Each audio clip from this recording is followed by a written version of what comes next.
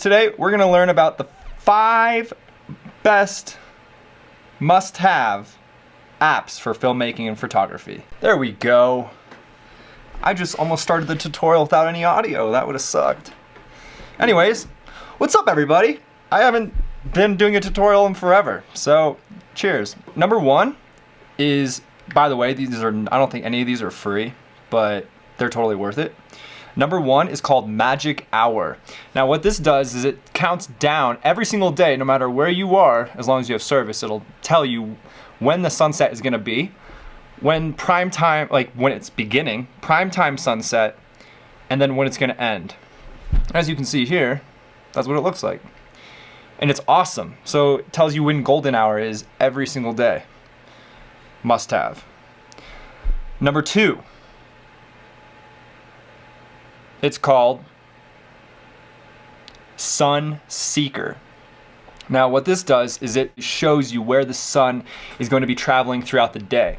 And what's great about this app is that it uses the camera on the back, and then you can look through it and see where the trajectory? You can use this app and see where the sun's going to be at specific times. Now you can see here, if you rotate it around, the camera acts as like a accelerometer for the app, which is pretty neat.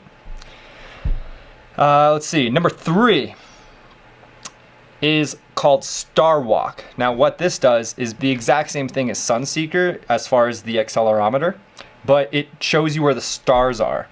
And this is great for astrophotography because when you want to shoot the Milky Way, you can see where the Milky Way is going to be. And it's fantastic. So this works the same way as the other app.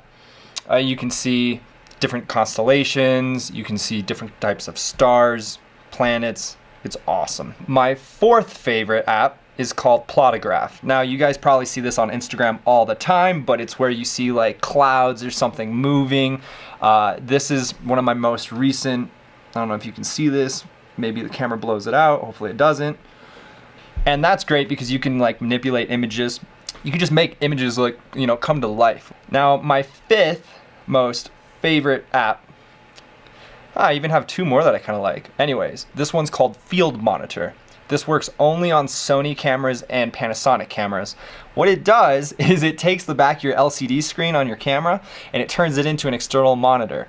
It shows you false color, it shows you your zebra stripes. It works exactly the same like if you were to use the back of your LCD screen to zoom in and out for manual focus. It even it shows you the 10 times magnifier or the 5 times magnifier, which is really helpful.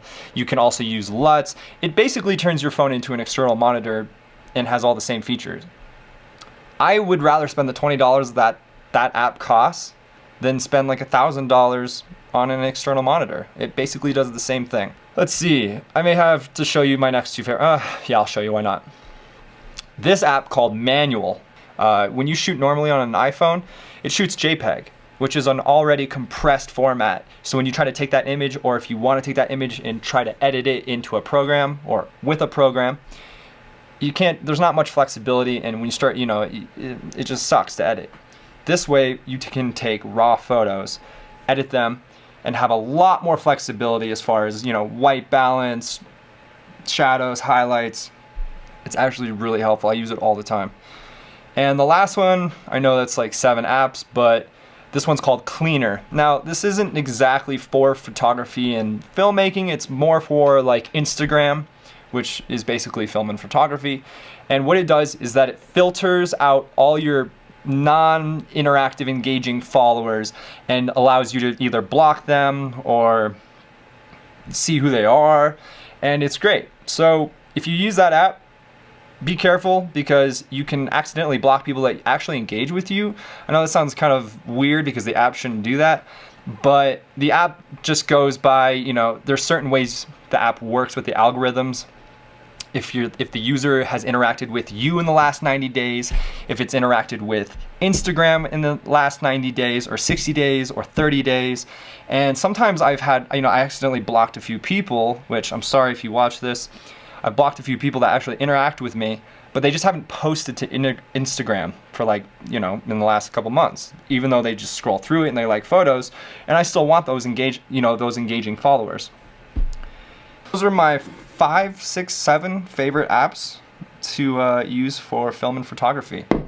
Subscribe, like, all that good stuff, and until next time. See ya.